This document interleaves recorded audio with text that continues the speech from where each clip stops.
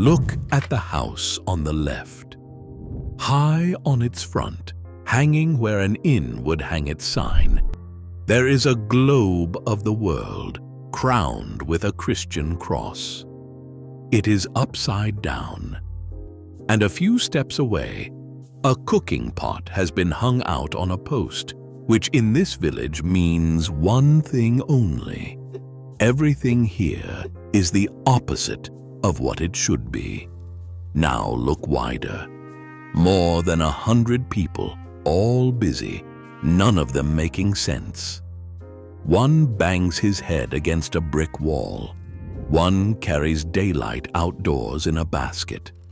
And somewhere in this crowd stands a single small figure that appears in none of the 16 copies ever made of this panel.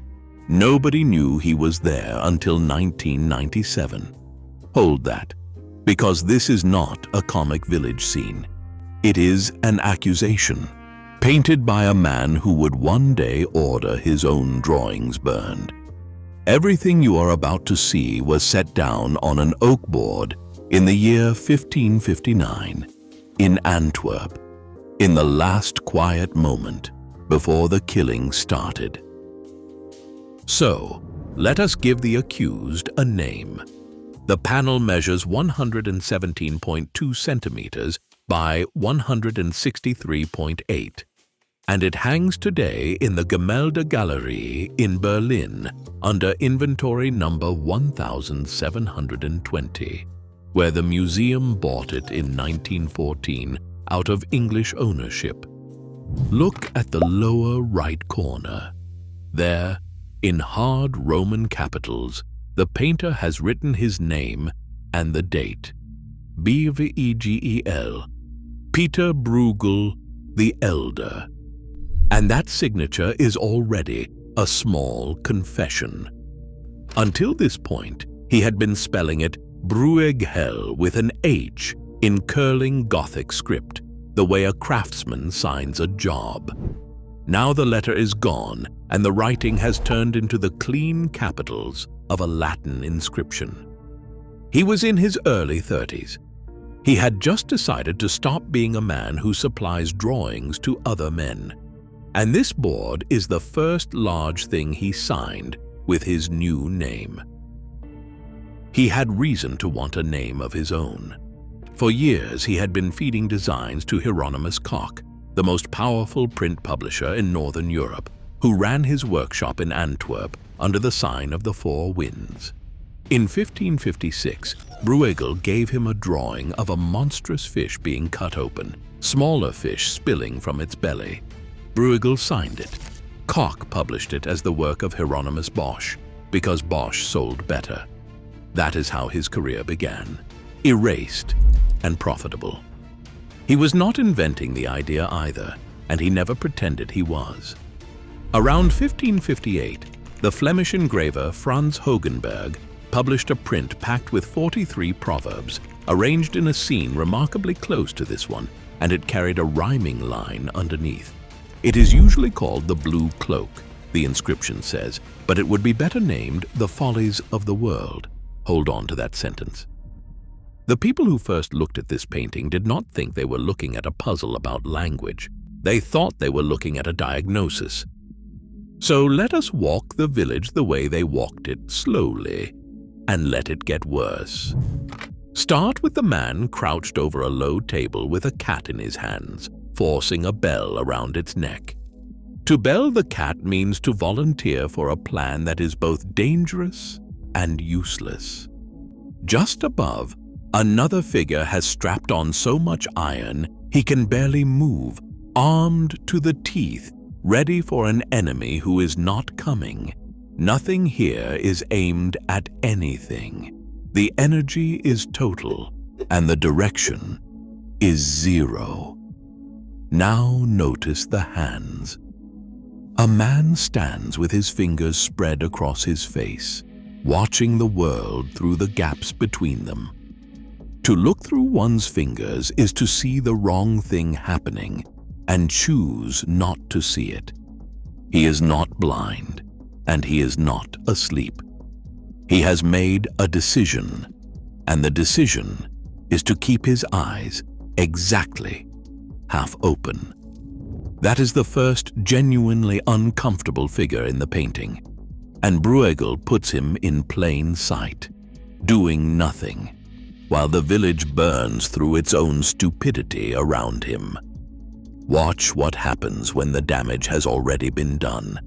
Near a low wall, a peasant works with a shovel, filling in a well. His calf is already drowned in it. To fill the well after the calf has drowned is to take the precaution the day after it stops mattering. And it is one of the very few proverbs in this panel that the museum's own catalog singles out because it is the pure shape of human timing. Every safety measure in history arrives at this speed. He digs anyway, grimly, carefully, far too late. And then the painting stops laughing at foolishness and starts counting money. Look at the two men sitting side by side, each bent over an animal with a pair of shears. One is shearing a sheep, and his hands come away full of wool. The other is shearing a pig, and his hands come away with nothing but noise. One shears sheep, and the other shears pigs. One man has every advantage, the other has none. And they are doing what looks like the same work. Bruegel seats them together so you cannot miss it. The same cold arithmetic runs through the rest of it. There is a woman leaning toward the side where the money bag hangs, because love is on the side where the money bag hangs. There is a well-dressed man scattering coins into the water, throwing his money away for the pleasure of the gesture. And out in the estuary, the largest fish opens its mouth and swallows the smaller ones, which is not a joke about fish at all. In a city that was then the richest port in Europe, everybody understood exactly whose mouth that was. Now hold that thought and come to the center of the board, because Bruegel has built this whole village around a single act. A young woman in a brilliant red dress stands behind an old man, an exhausted, failing man, and she is lifting a heavy blue cloak over his shoulders with the tenderness of a wife wrapping up her husband against the cold. Blue is the ordinary emblem of deceit in this language. Red is the color of fraud and betrayal. She is not keeping him warm. She is covering his eyes with the most affectionate gesture in the painting. And this is the image that gave the panel its oldest name. That is the deception at the heart of the village. Domestic, intimate, human, and entirely survivable. And it is nowhere near the worst thing painted on this board. Because the worst thing on this board is wearing a habit.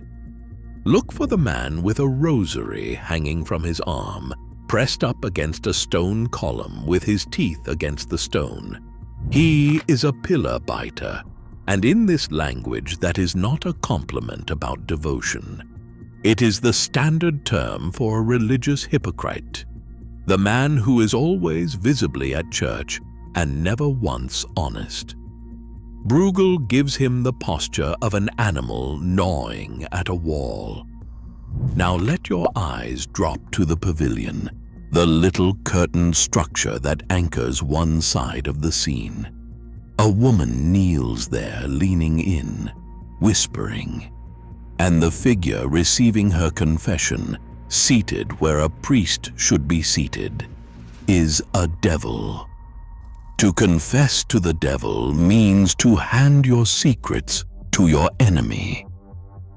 Nearby, another man holds up a lit candle to that same figure, patiently, obligingly, because holding a candle to the devil means flattering whoever is in the room and befriending everybody without discrimination. And then there is the thing that should have cost Bruegel his freedom. Outside, near the edge of the scene, sits a figure of Christ in blue on a red chair beneath a globe carrying a cross. A monk stands over him with a hank of pale fiber in his hands, calmly tying a false flaxen beard onto the face of the Lord. The phrase is exactly that.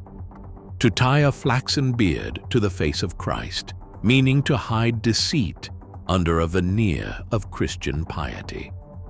The Berlin Catalogue puts it without softening. This is a world in which one serves not God, but the devil, and the clergy are no exception. Understand when this is being painted. The Habsburg monarchy is enforcing religious uniformity in the Low Countries through the Inquisition. Within 6 years of this panel, the Calvinist riots begin, and within 8, the Duke of Alba arrives with his soldiers. Bruegel would live to see his country stripped by Alba's mercenaries and his neighbors pick up weapons. Meanwhile, one of his patrons was Cardinal Antoine Perrenot de Granvelle, the confidant of Philip II and advisor to the regent, in practice the most powerful minister in the Netherlands. The man painting the fraudulent monk was selling pictures to the government. So that is what everybody sees. Now here is what nobody saw for 438 years. In 1997, the researcher Rebecca Duckwitz put the Berlin panel under infrared reflectography, a technique that looks through the paint to the drawing the artist laid down underneath, and then compared that drawing to 7 copies of the same composition made in the workshop of Bruegel's own son. What she was hunting for was ordinary, the ancestry of the copies. What she found was a man who should not exist. Start with the fiddler. Beside the stone bridge, there is a pillory and a musician playing in it, because to play on the pillory means to draw attention to your own disgrace. In the finished painting, he is crouched on his knees in a cramped, awkward, uncomfortable position. In the underdrawing beneath the paint, he is not. He sits at his ease with his legs stretched out, relaxed, exactly as he appears in every single copy. Bruegel changed his mind with the brush in his hand and forced the man to his knees. Now the tower. On its door, in a detail the size of a fingernail, a small figure leans forward and presses his mouth to the iron ring.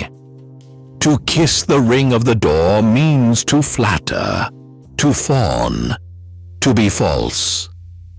That figure is not in the underdrawing. That figure appears in none of the copies. He was added late, straight onto the wet surface, and every copyist who reproduced this composition for the next 100 years reproduced a version of this village in which the flatterer at the door had never been born. That single absence unlocks the whole industry. Peter Bruegel the Younger was 4 or 5 years old when his father died, and Dominique Allard, publishing 23 documents, concluded that he probably never had access to most of the paintings he spent his life copying. He was not working from the panels. He was working from highly detailed drawings kept in the family, almost certainly guarded by his grandmother Maiken Verhulst, herself a painter who took in the 2 orphaned boys. He made at least 16 copies of this one composition. He never saw the original, and so he never met the man kissing the ring. Now you know what Bruegel added last. The question is why the final gesture of a man cataloging a world of liars was to smuggle in one more flatterer, invisible, on a door. Karel van Mander, writing in 1604, recorded that on his deathbed, Bruegel ordered his wife to burn a set of drawings whose inscriptions were too sharp, too biting, either out of remorse or out of fear that she would be held responsible for them. Van Mander also recorded which painting Bruegel considered his own finest work. It was a picture in which truth triumphs. and it is lost. And the specialists still cannot agree on what they are looking at. David Kunzel argued in 1977 in the Art Bulletin that calling this panel a world turned upside down actually obstructs the search for its meaning. Mark Meadow argued in 2002 that it is not a sermon at all, but a conversation piece, a memory palace built to be argued over, where each striking figure is placed to trigger the next thought.